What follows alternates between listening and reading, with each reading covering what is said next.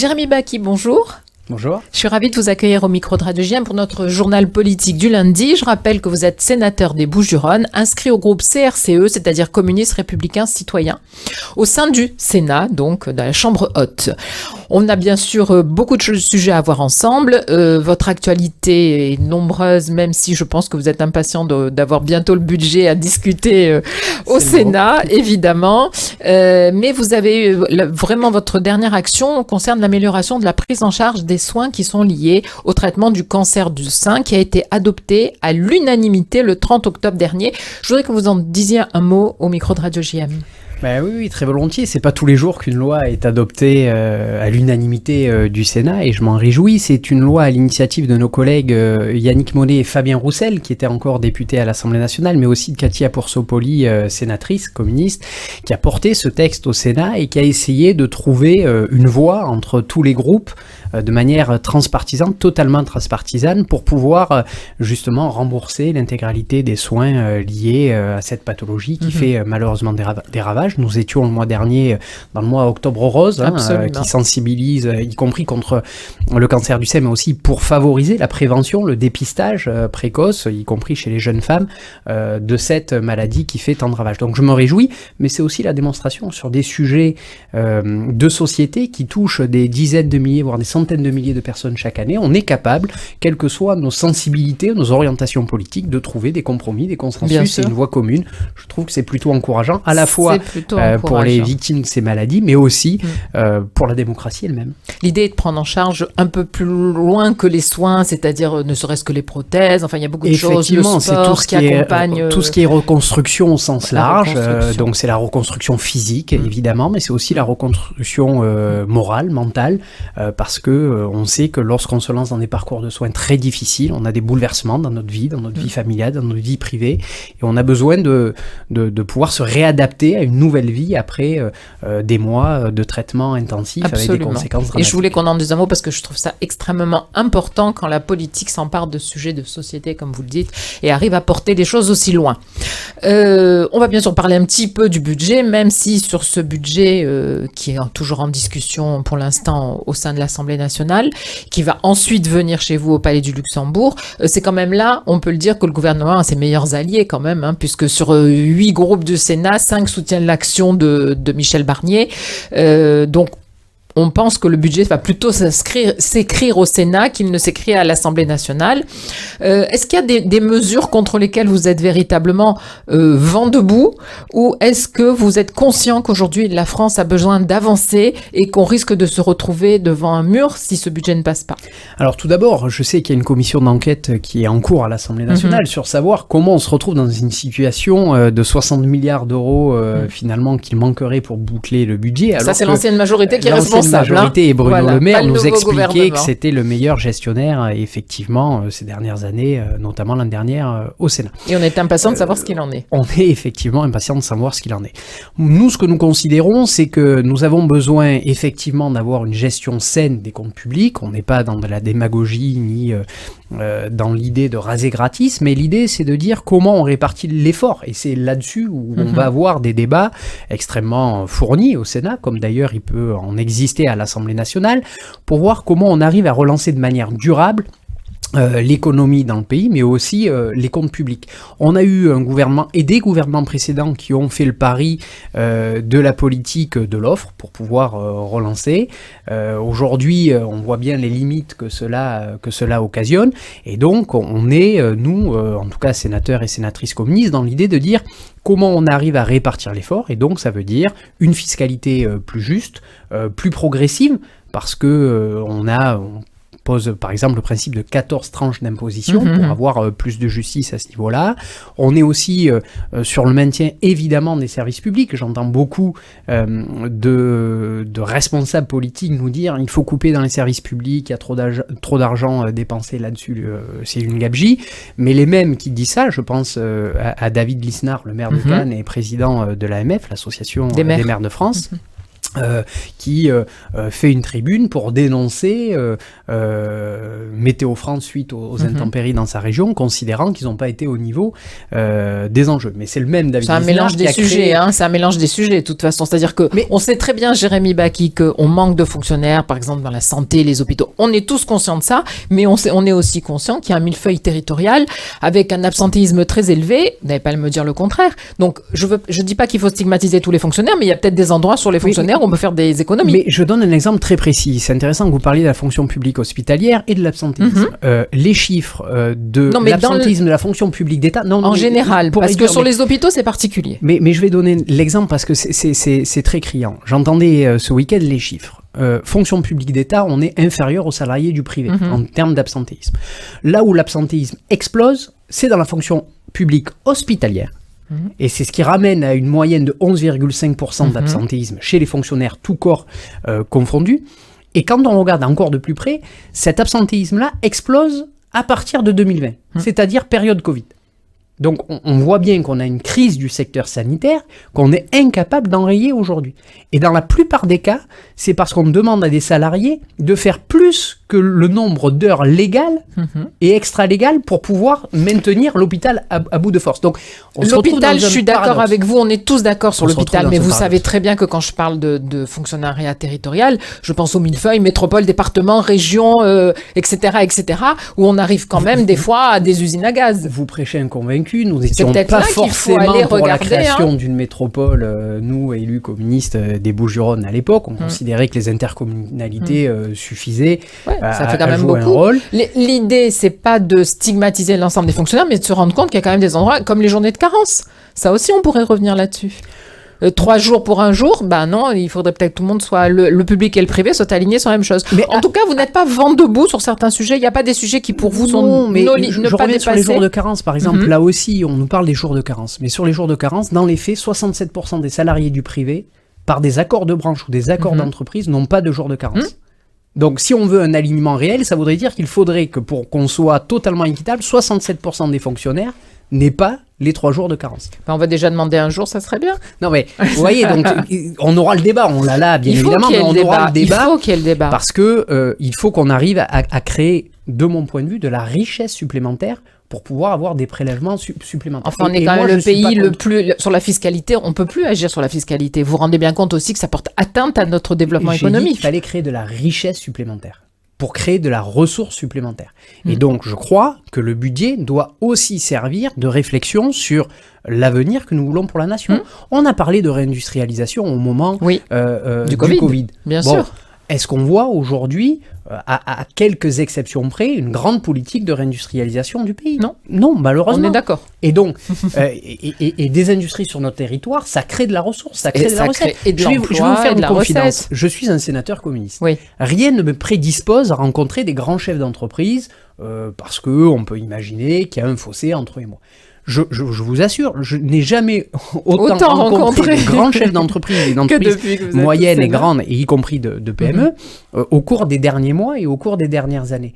Mais nous partageons au moins un point de vue, c'est de dire que pour que les travailleurs puissent vivre dignement, que pour que les travailleuses et les travailleurs puissent avoir un salaire digne, il faut qu'on ait des entreprises qui s'implantent, qui créent de l'emploi, et qui fonctionnent, bien sûr, et qui créent de la richesse. Et donc souvent, y compris avec les représentants de la CCI, on rigole en disant mais aujourd'hui on est ensemble pour implanter des entreprises, notamment dans le golfe de Fos, les grandes entreprises et le développement portuaire.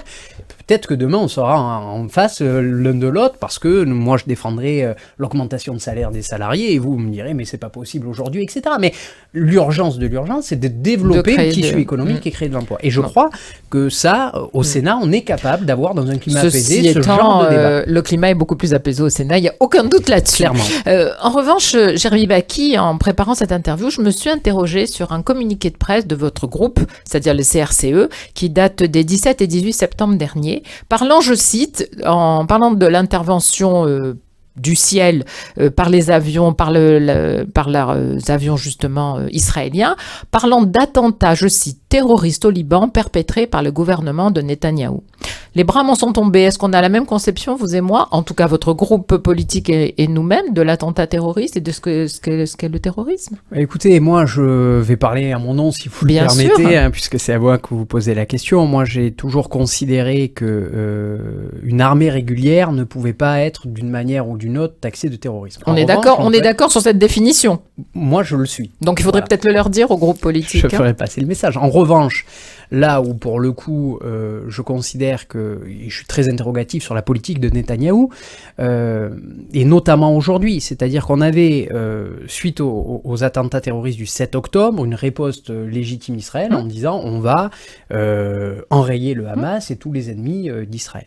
Là où j'ai deux questions, la première c'était de dire est-ce que aujourd'hui, vu le nombre de civils qui ont été tués, on ne prend pas le risque à moyen ou à long terme de créer un terreau sur lequel de nouveaux terroristes pourraient demain aussi. Mais ça existe déjà, je veux dire, on prend pas de risque. Ils sont déjà ils veulent juste l'anéantissement d'Israël, on y est déjà. Hein. Je sais pas si on n'a pas créé plus de terroristes potentiels pour les années à venir. C'est une question, mais je m'interroge légitimement là-dessus. Et la deuxième question que j'ai, c'est que peu après le 7 octobre, Netanyahou disait, mais une fois qu'on aura mis hors d'état de nuire le Hamas, on pourra passer à autre chose. Or, aujourd'hui, Ismaël Haniyeh a été tué, Hassan Nasrallah a été tué, on a Yahya Sinwar qui a été également tué, et au lendemain de l'assassinat de Yahya Sinwar, Netanyahou a annoncé avoir mis le Hamas hors d'état de nuire. Et j'ai pas le sentiment aujourd'hui qu'il y ait un plan de paix ou de sortie de crise qui soit suffisamment travaillé.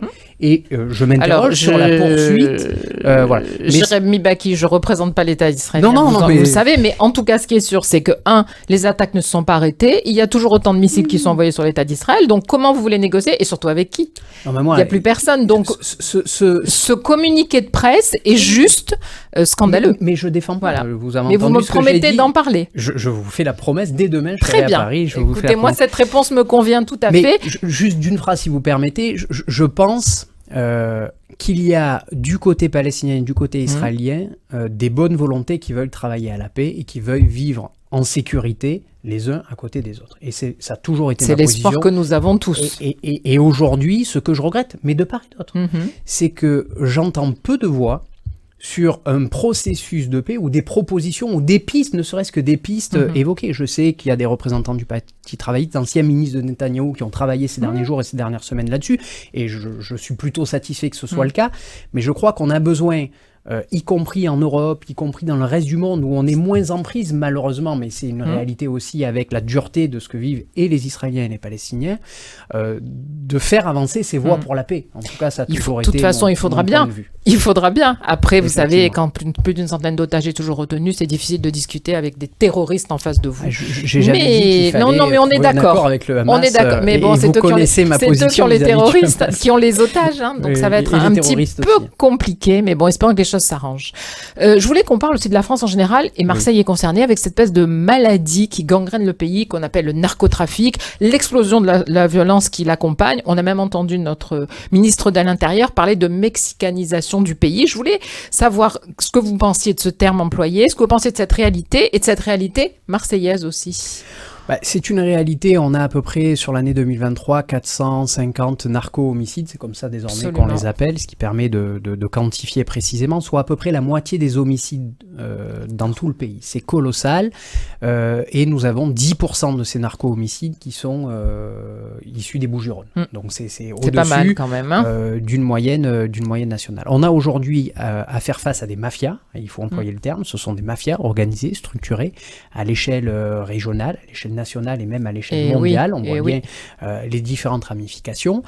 Et on a une situation de rajeunissement, y compris de ce que je qualifierais la main-d'œuvre de ces mafias, souvent sous des prétextes fallacieux et souvent sous la menace et la contrainte. J'ai reçu au cours des 4 derniers mois 3 familles, et je le dis parce qu'on l'imagine peu, dont une famille qui m'a touché, je vais le dire, où le gamin de 14 ans a été approché par les réseaux, menacé de mort, où les parents ont été menacés de mort et la sœur a été menacée de mort, des gens tout à fait respectables. Le jeune a quand même tenu bon, et donc ils ont été obligés de déménager de quitter à 500 km d'ici pour ne pas qu'on les retrouve. Mais il n'y a aucune réponse de la puissance publique auprès de ces familles-là, qui font un choix démentiellement courageux, disons-le clairement, de faire face aux mafias et aux réseaux, au risque de leur vie, et qui déménagent, doivent démissionner de leur boulot du jour au lendemain, doivent déménager, vivre dans la clandestinité. Donc il faut une réponse aujourd'hui. Et donc il faut une réponse légale forte pour protéger celles et ceux donc qui ont vous le courage. comprenez les termes employés par le ministre de l'Intérieur ? Même si c'est peut-être pas ce que vous auriez employé, mais vous comprenez son inquiétude. Je comprends son inquiétude. On est à l'origine, avec mes collègues Marie-Arlette Carlotti et Guy Benaroche, d'un texte, d'une sollicitation d'une commission d'enquête sur le narcotrafic. Et donc, évidemment, c'est quelque chose qui doit nous préoccuper. Je rajouterai aussi une chose. On a aujourd'hui beaucoup de jeunes qui sont aussi recrutés dans les foyers d'aide sociale à l'enfance.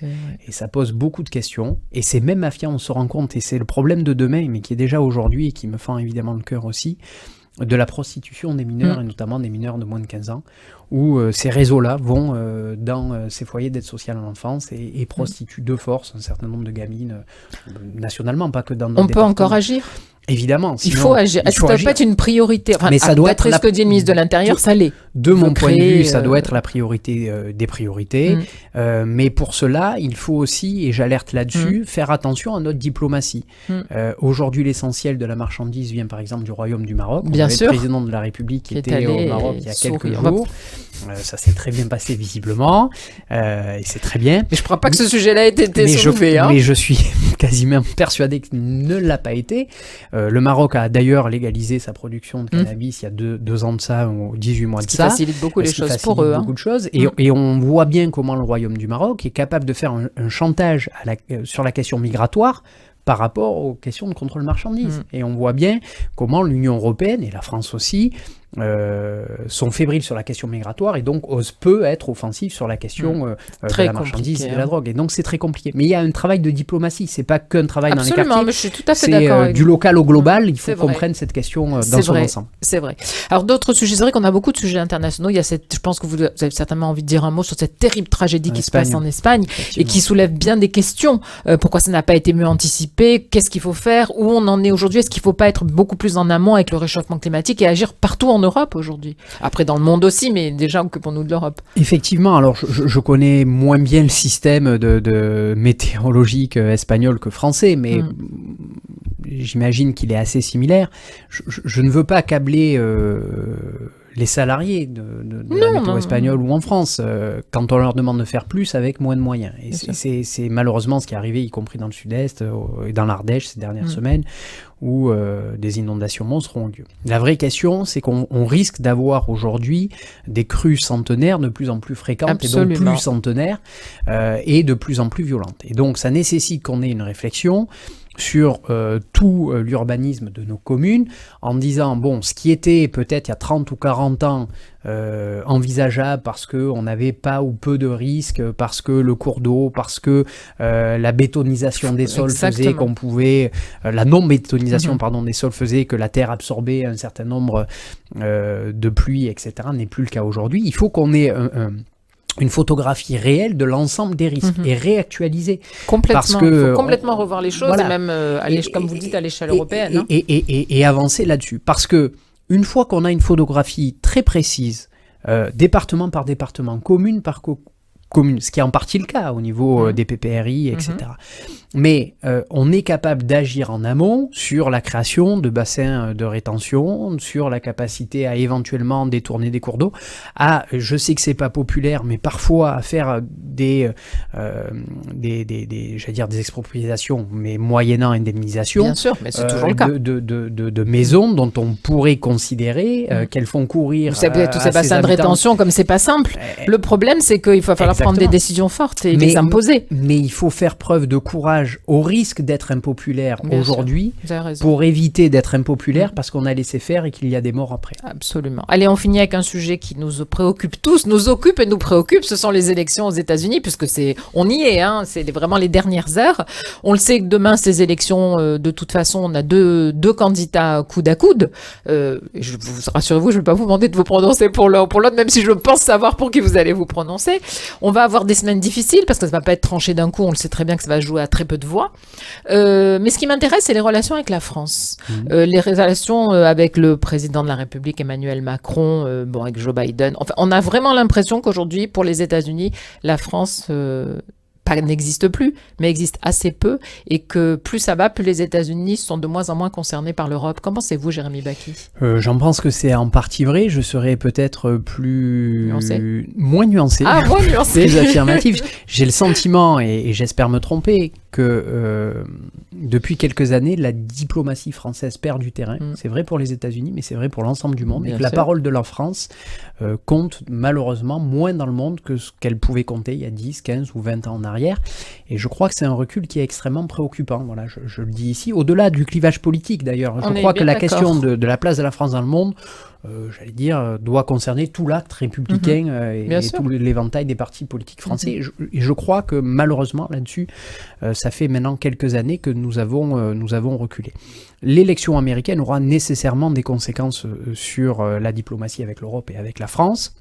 Je me souviens des débuts plutôt bons d'ailleurs du président Macron avec le président Trump lorsqu'il avait été élu. C'est bien gâté par la suite. Oui. Des rapports plutôt cordiaux avec Biden, en tout cas sur la forme, mais qui n'ont pas permis à la France de jouer un rôle ni diplomatique ni sur le plan économique majeur.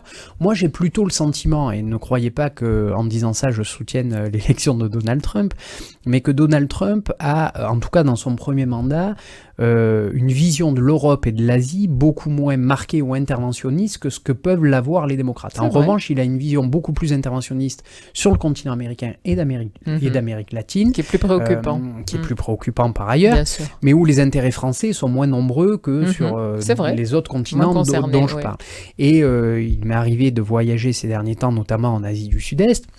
Et à ma grande surprise, beaucoup espéraient l'élection de Trump, alors qu'ils sont très opposés aux idées de Trump, mais parce qu'ils considéraient que l'administration Trump les laissait plus tranquilles que les administrations démocrates. En tout cas, en tout état de cause, dans un monde en proie aux guerres, je pense évidemment au Moyen, au Proche-Orient, je pense à l'Ukraine, bien évidemment avec la Russie, l'élection américaine va avoir, quoi qu'il arrive, des répercussions à l'échelle mondiale, que ce soit Trump, que ce soit Kamala Harris qui soit élu.